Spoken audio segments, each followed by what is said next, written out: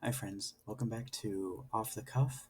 This week we're playing catch up again. So, this episode is going to be The Last Legion from a couple weeks ago. So, we're going to take a look at some of the critic reviews and then we'll take a look at some of the audience reviews and I'll react and we'll see what we got. Just for reference, this movie came out in 2007. It has a 15% critic score and a 34% audience score. So, very exciting. Let's see what we've got here. From Anil Sinanan. Paying scant attention to either historical accuracy or character complexity, the Xena Warrior Princess director Leffler goes for a straightforward good versus evil plot with a predictable climactic battle.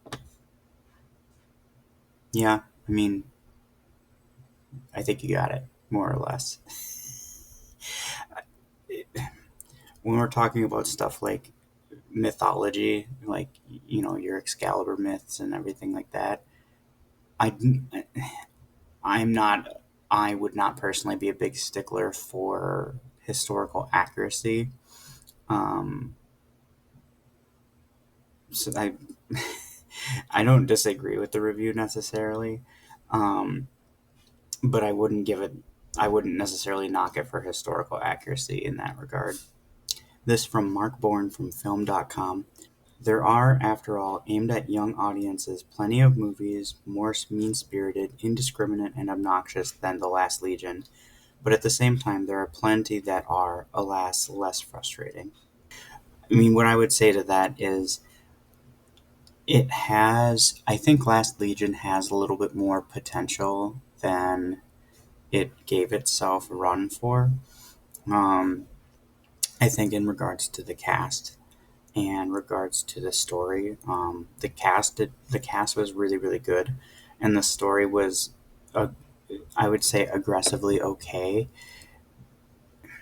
This is another movie, kind of like, um, I watched Centurion not too long ago with Michael Fassbender, and this movie has a little bit more to it than that movie, but it suffers from some similar issues in that I think this movie actually needed to be a little bit longer because it's only an hour and 45 minutes and you've got a lot to cram in there. So I think this movie could have done better with having more fleshed out ideas and stuff like that. This one from Jonathan Crocker from Time Out. Crudely mangling Arthurian legend into Roman history, this creaky swords and sandals romper trundles forward like a hurriedly upholstered TV movie. I do enjoy some of the reviewers, the way they express themselves here. Um, I don't necessarily disagree with this one. It definitely has a feel of a TV movie, maybe like a Sci-Fi Channel original. I don't I'm I don't have issue with putting an Arthurian legend into Roman history. Again, I'm not gonna knock this movie for historical accuracy or anything like that because I think that's silly. Um, but there are definitely some things they could have done better in this movie. I think fleshing out the characters a little bit more. I think having a little bit more quality interaction. I really like the side characters. I feel like got more of the fun stuff to do, and the main characters had to be very deadly serious for the most part. This one from Anna Smith. This attempt at reimagining the Arthurian legend fails to raise the pulse due to some leaden dialogue and unconvincing performances. Yeah, that's another fair assessment. I think the dialogue is actually okay. Again, I think it more comes down to the fact that the character interactions are a little bit more stiff than you would want, and you don't really develop any of the characters very well. Um, but there's very little development in this movie. They're all kind of as is when the movie starts, and they don't change that much. All right, why don't we go and do a couple of the audience reviews? Kind of weirdly, a lot of positive reviews here. This one from a reviewer known as 8B, 4-star. Whilst some of the dialogue comes across a bit stilted and cliche, the characters here are enjoyable, if a little dimensionally thin, and the overarching story tells an interesting version of the pre-Arthurian myth. Not a film for serious critique, but a whole heap more entertaining than some of the many Michael Bay explosion fest movies he's turned out, and Hollywood don't mind throwing millions at him to keep making more. Take your critical brain out and bring the popcorn and enjoy. I feel like that's how I feel for most of the movies I've been reviewing. Like when I try and say positive things, which can definitely be a critique in its own right. When it's like, oh, you have to turn your brain off to watch this movie, um, but at the same time, it's pure entertainment, and like I've said before, you can tell when some movies are going for Oscars, and this one definitely is not. This one is just trying to be fun and have a good time. From Isla S, 2.5 star. This appears very much like a TV show that may be shown at about 7 or 8 p.m. on a weekend. It features Colin Firth and John Hannah as Romans and Ben Kingsley as Merlin. It's certainly cheesy, but it's not entirely unwatchable, just rather unremarkable. The cinematography is okay, not awful, but certainly not great either, and the special effects are somewhat poor. Overall, it's an okay film, but no more really, so I Overall, it's an okay film, but no more really, so I wouldn't specifically recommend it as such. No. Um, yeah, and that's an interesting point too. This, I think, is one of those movies that got greenlit because of the success of Lord of the Rings. And I mean, I think there's a fair few of those. I think, um, like King Arthur from 2004, starring Clive Owen and Keira Knightley. I think that one also was a result of Lord of the Rings. There's like, we got to capitalize on all of this swordy stuff, which is fine. I enjoyed King Arthur, and I enjoyed the Last Legion for what it was. Again, it's nothing to go crazy about. Cinematography is okay. Yeah, it was alluding them very heavily to Lord of the Rings, especially some of the mountain scenes that they're when they're traversing a mountain. Like it definitely has some of those vibes to it, just not as big. You definitely got the feeling that this movie did not get the same budget as something like Lord of the Rings did. Um, yeah, and special effects, yeah, some of them were rough. I think the worst one specifically is near the end of the movie. They've got the catapults at Hadrian's Wall, and those look really bad. Like overall, I enjoy the King Arthur movie from 2004 more than this.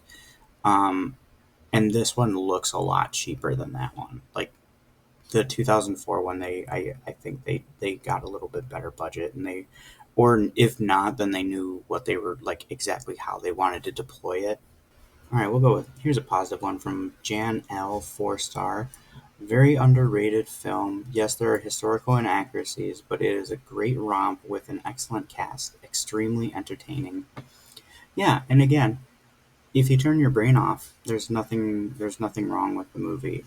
Um, do I have gripes with it? Sure. I mean, I haven't made any bones about it on here either, but at the end of the day, it's not like I didn't enjoy my time watching it. Um, more for being curious how they were going to handle the Arthurian myth and how it went about and all that sort of stuff. It was just a really interesting way to go about it. It's not exactly something I would have done, but it was very interesting. From Anonymous, 2.5 star.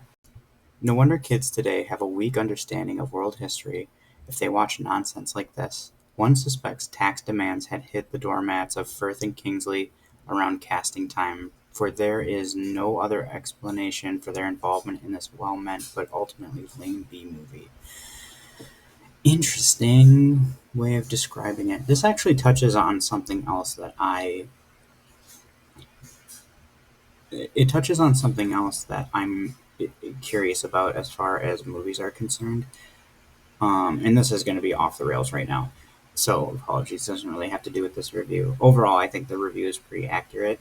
Um, but for me, I wouldn't necessarily watch movies like this and say I'm looking for historical accuracy or I'm not taking it as historical accuracy. And I don't think there's a, how do I word it? There's not like an onus on the movie to say it's historically accurate. Like there's nothing on the movie itself that says this is historically accurate. Sometimes you get movies that are like based on the true story, and it's like 10% of the true story. Um, that being said, what I am curious about, and I'd love to hear what you guys think about this, is I am not a huge fan of biographical movies. So like you have the Tolkien movie that came out, and you have Rhapsody about Freddie Mercury and Queen, and you have um, just all these movies that are biopic. That's the word I was trying to find. You have all these biopic movies, and I I don't know enough about those particular people's history to say whether it's historically accurate or not. And I think people will watch movies like that and see it as those persons history like as true, like it would be a documentary. So that's something I've always personally found interesting about biopic movies. It's not ones that I go out of my way to watch most of the time. I'm just usually not interested in that regard. And if I wanted to watch a movie about them, I would want to watch a documentary so I actually learned about them, if that makes sense. But again, let me know in the comments because that's one of those things for me in cinema, at least in the last, I think they've gotten pretty big in the last like 10 years, these biopic pieces.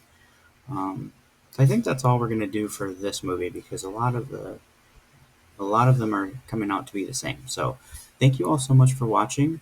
As always, I want to give a quick shout out to my Diamonds in the Rough, which are the patrons over on Patreon. If you'd like to support the channel either as a free or a paid member, you can click the link in the description, hop on over, see what we got going on there. Otherwise, thank you all so much for watching or listening, however you take in the content. And thank you so much. And I hope I see you in the next one.